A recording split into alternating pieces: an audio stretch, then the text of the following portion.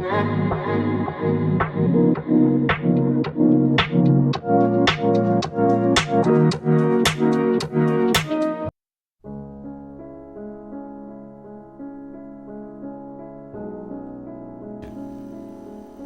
sharp minds and hidden clues lead to thrilling conclusions. In this episode, we dive into the very first adventure of the legendary detective Sherlock Holmes. Arthur Conan Doyle's Study in Scarlet introduces us to the brilliant and enigmatic Holmes and his loyal companion, Dr. John Watson. Together, they unravel a complex tale that spans continents and decades, beginning with the murder that seems impossible to solve. The story not only marks the birth of Holmes as the ultimate detective, but also sets the stage for the enduring partnership between him means Holmes, and Watson. Join us as we explore the dark corners of Victorian London, the intricate puzzle of a study in Scarlet, and the characters who made Holmes a household name.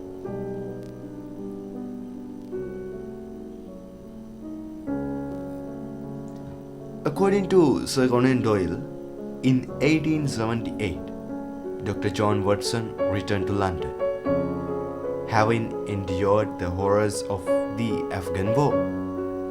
His health was failing and his mind troubled by the memories of battle. Searching for a place to live, he stumbled upon an advertisement for shared lodgings at our hallowed place, 221B Baker Street. Yeah, a cozy room at 221B Baker Street. A fire crackles in the hearth. The cluttered desk, piled with books and papers, sits at the far end of the room. Dr. John Watson enters, his footprints echoing in the silence. Yeah, now we are entering into the story. It was here, in this humble apartment, that Watson would meet a man whose name would become known across the world. A man who had the power to observe and deduce with the brilliance that seemed almost supernatural. His name was Sherlock Holmes. Yeah, now this time, Sherlock Holmes sits at the desk, his back to the room, absorbed in his work. Watson hesitates, talking in the scene. Yeah, Holmes, a man of peculiar habits and razor-sharp intellect, barely noticed Watson's presence at first, very first time. But then, without warning, he turned, his eyes gleaming with an unsettling certainty. Now, Holmes. Dr. Watson, I presume you have returned from Afghanistan? Your health is not as it should be, and you are looking for a place to stay. You are also a man who's seen much in the way of death. You still carry the weight of it with you. Your jacket, your ring, it all tells a story. A weary doctor in need of a new beginning. Now this time, Watson steps back, astonished. Watson? How do you? Holmes. Elementary, my dear Watson, elementary. Observation and deduction. You wear the ring of a doctor, Yet there's a certain weariness in your movements, a soldier's fatigue. You have been in the field, and you have come back with more than just physical wounds. Watson is stunned into silence for a moment, processing Holmes' words. It was at that very moment that Watson realized this was not an ordinary man. This was Sherlock Holmes, master of deduction, a man whose mind saw the world in ways others could not fathom. Now, Holmes stands and moves toward the window, his gaze focused on something beyond the room.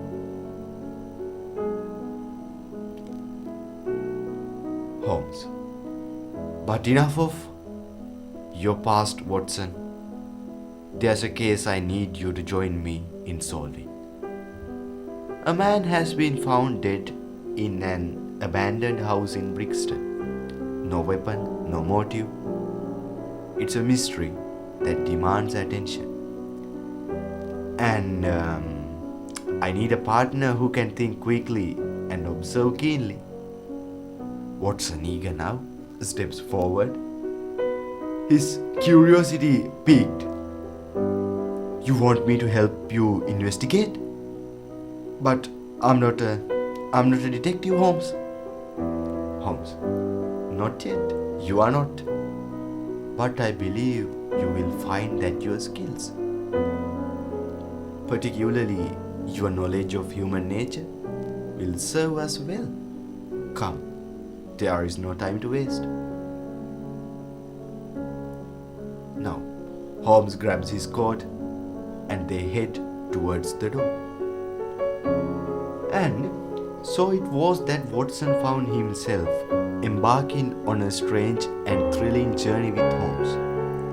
A murder, no clear answer, and a partnership that would soon be tested in ways neither could have imagined.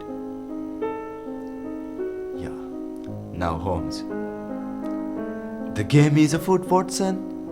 We have work to do. Now, the sound of carriages clattering along cobbled streets fill the air. The abandoned house in Brixton. They stand outside the dilapidated house, examining the area. Now this time, Holmes and Watson arrived at the scene of the crime, a desolate house at the edge of Brixton. The air was thick with mystery, and the fog rolled in, swallowing the details of the street.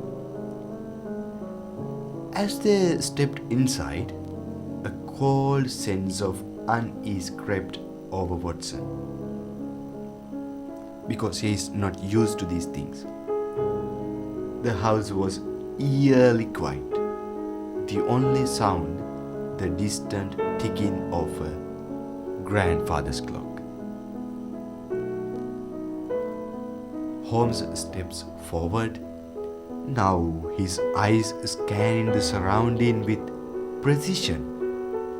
Watson follows, taking in the grim surroundings. Now Holmes speaks softly, analyzing the scene. Notice the condition of the house, Watson. The dust is thick, undisturbed. It tells us that the place has been abandoned for some time. Yet the body tells another story. The victim is dressed in clothes that are not entirely appropriate for a man of his apparent wealth. Look here. No signs of a struggle, no weapon in sight. This was no ordinary murder. Holmes gestures to a body lying in the center of the room, surrounded by nothing but a sparse, almost empty space. Watson approaches, looking down at the body. Now Watson says, "But how could someone die in such a place, Holmes? The lack of clues is disorienting." Now Holmes says with confidence, "Indeed. But that's what makes this case so interesting. You see, Watson, the absence of clues is itself a clue. This man died not by any violent means, but through something far more insidious. Poison, perhaps. Or maybe something more subtle. Notice the way his body is positioned. His left arm seems to be placed in a particular way, as if trying to tell us something."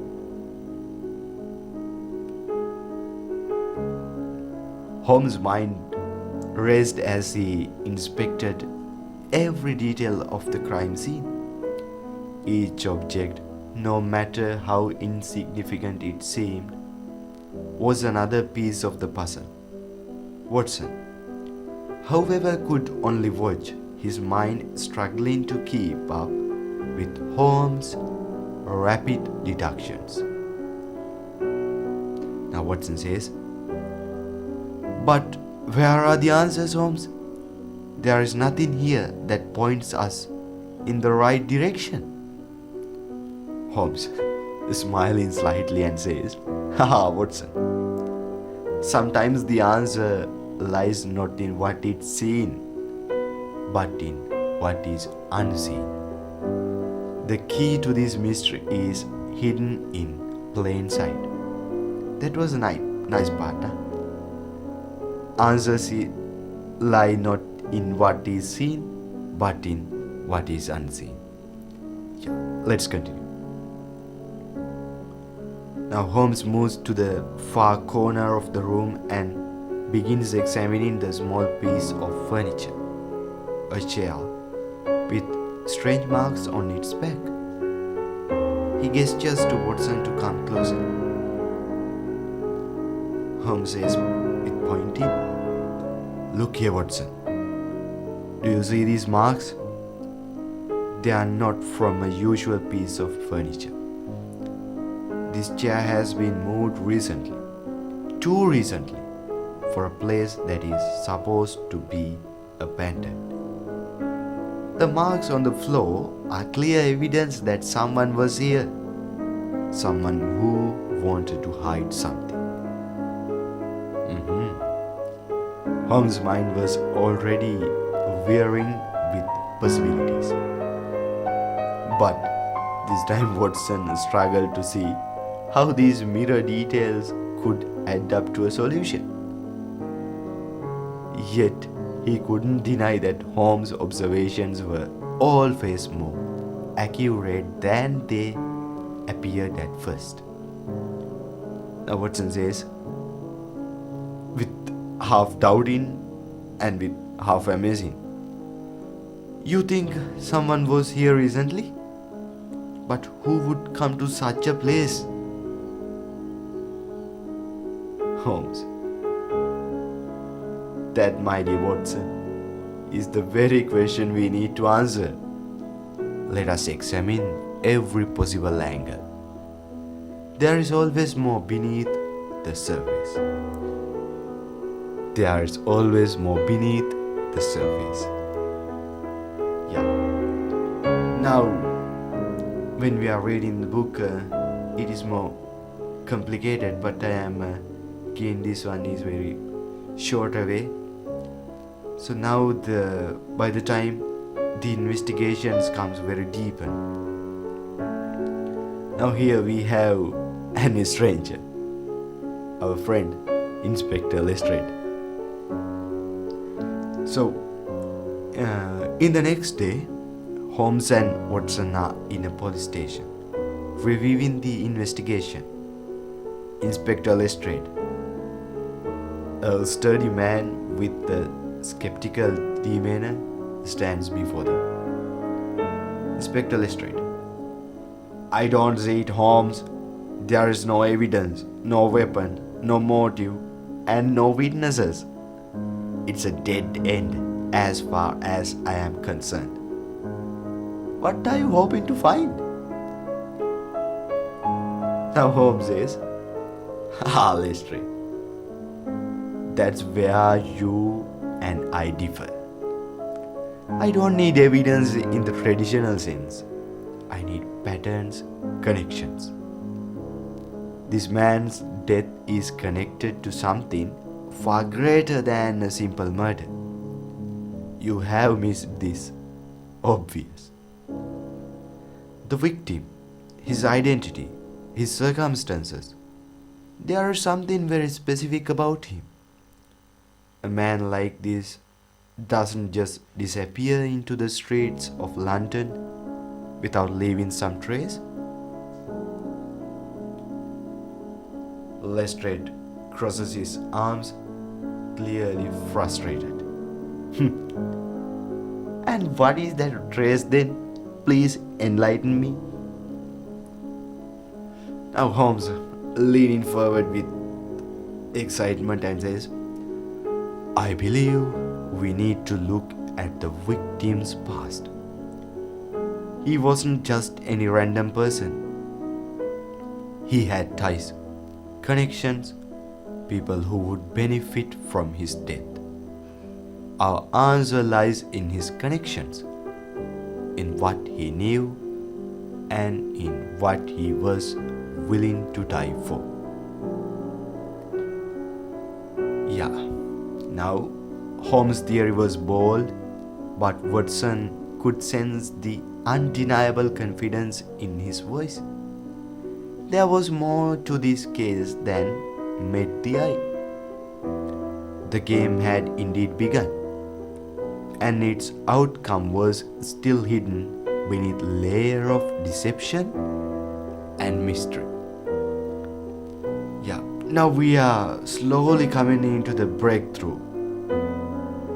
A few days later, Holmes and Watson are back in the 221B Baker Street, our hallowed place. Yeah. As Holmes brooded over the details of the case, Watson knew something important was about to unfold. The tension in the room was palpable. The pieces of the puzzle were still scattered, but the answer was beginning to form, just out of reach.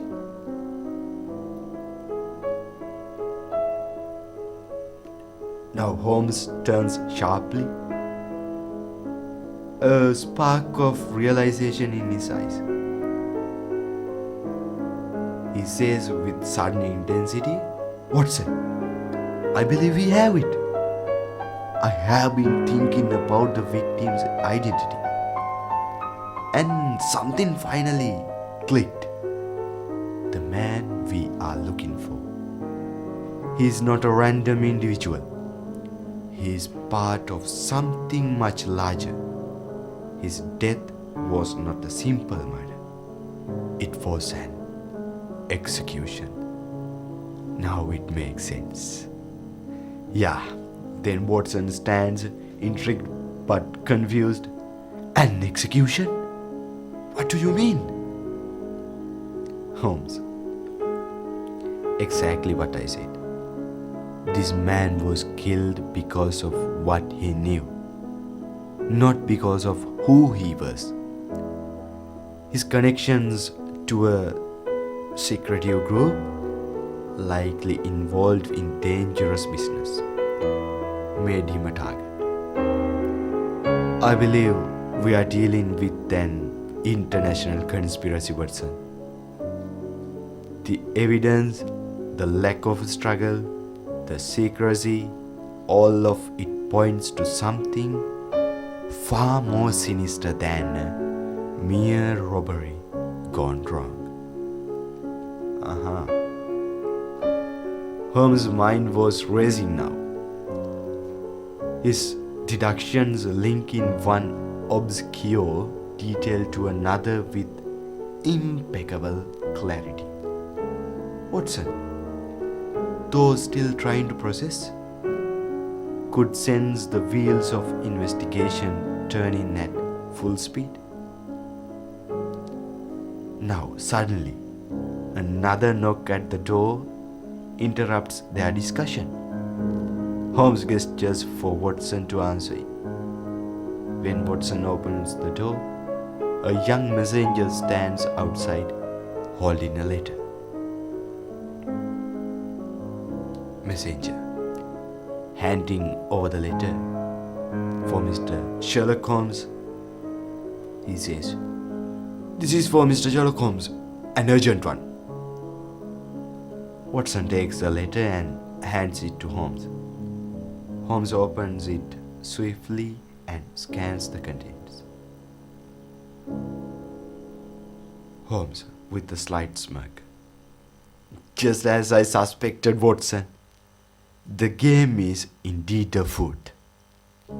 Holmes stands up, grabs his coat, and heads for the door. Holmes says with excitement, "The final piece of the puzzle has arrived. We are going to find the man responsible for the murder. And we are going to do it today. Come along, Watson. This is the moment we have been waiting for." What is this? Even readers can't understand until the final confrontation moment. So anyhow, this is the type of Sir Arthur Conan Doyle's writings. That's why Sherlock Holmes' stories were very, very attracted the readers for centuries and for decades and for all time. So now they have come to the final confrontation. Let's engage with it. Holmes and Watson move cautiously, their steps quick and deliberate. They have tracked down a lead that could break the case wide open. Holmes' deductions had led them here, to a dark alley in London, where the truth was waiting to be uncovered. As they moved deeper into the shadows, Holmes' every sense seemed to be heightened, alert for any danger that might lie ahead. They stop at a door, hidden from plain view. Holmes knocks twice in a specific pattern.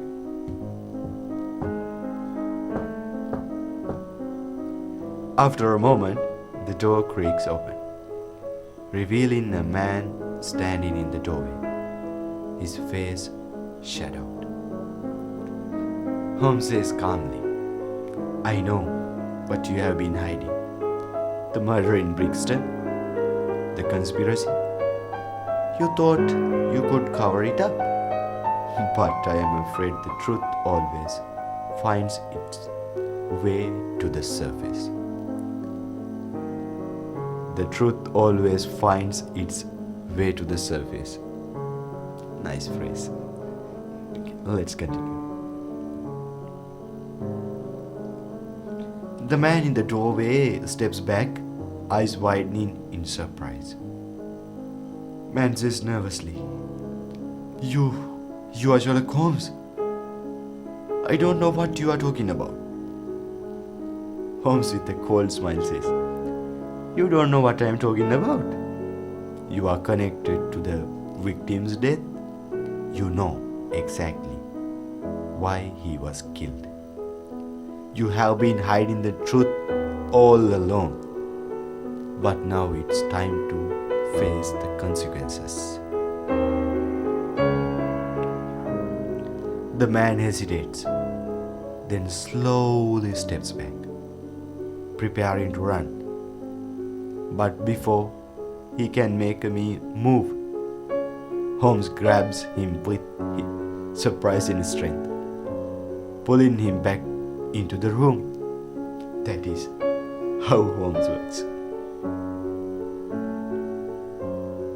Holmes says sharply, "You are not going anywhere. We have your confession already. Your connections to the group that orchestrated the murder. You can try to deny it, but we know the truth. You can try to deny it, but we know the truth."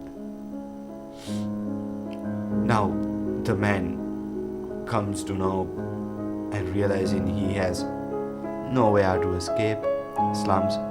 Now he is defeated. Man says in a defeated mood, "It was all for the money. We had to silence him before he could expose us. But you have outmastered us all. You have won, Holmes. The game is over." The case had come to its dramatic conclusion. Holmes, with his unparalleled intellect and unyielding determination, had uncovered the truth behind the murder in Brixton. The victim, it turned out, had been involved in a dangerous web of secrets and lies. Secrets that had cost him his life. Holmes looks at Watson, his expressions calm but satisfied. Holmes with a small smile. "It's over, Watson. Another case solved. But I suspect that this is only the beginning. There are always more mysteries to unravel, more puzzles to solve." Holmes turns, walking out of the room with Watson following closely behind. The sound of the door closing behind them echoes in the silence. And so, the first case of Sherlock Holmes came to an end. But, as Watson knew all too well, it would not be the last. It would not be the last. The world was full of mysteries, and Holmes was always ready to solve them, one case at a time. So, you are wondering now how Holmes solved this puzzle? Yeah, we'll discuss. The victim, Enoch Drebber, one who died in an abandoned house at Brixton, is found dead in a locked room with no obvious signs of a struggle or robbery. The only clues left behind are two things: a strange word written in blood, Reich, which means revenge in German, and a ring on Drebber's finger. Upon inspecting the crime scene, Holmes immediately notices several things that others miss. He deduces that Drebber had been poisoned and that the room had been locked from the inside, which initially confounds the police. His powers of observation and deduction are key here. He examines the size of the footprints, the scent of the victim, and even the trajectory of certain items in the room. According to Holmes' measurements and observations, he says the killer is height about 6 feet. Now, As Holmes digs deeper into the background of Drebber, he discovers that Drebber had been involved in a strange event years earlier in America. He learns that Drebber had been part of a tragedy that involved a man named Jefferson Hope, who had been wronged by Drebber's actions. Hope had sought revenge for the death of his loved one, Lucy, and Drebber was the target. The word "rash" written in blood was actually a clue about the motive. The German word is significant because it represents the idea of vengeance, a theme that drives the plot. It turns out that Jefferson Hope, who had been hunting Drebber for years, was responsible for Drebber's murder. Hope had been trying to make Drebber choose between two pills, one poisonous and one harmless. Drebber had no way of knowing which was which, and after taking the wrong one, he died from the poison. Holmes eventually tracks down Hope, who confesses his role in the murders. Hope is driven by vengeance against Drebber, who was responsible for the death of his fiancée, Lucy. Holmes' methodical analysis of the clues, combined with his insight into human behavior and his ability to connect seemingly unrelated pieces of information, ultimately leads to the truth. So, that is the second episode of my channel. So, hope you enjoyed, and just share, like, and subscribe. And we'll meet with another episode with another strange and mysterious puzzle. So this is an actually kind of a summarize of a study in scarlet, and hope to continue my videos. So always keep this in mind. Game is always on foot. So goodbye.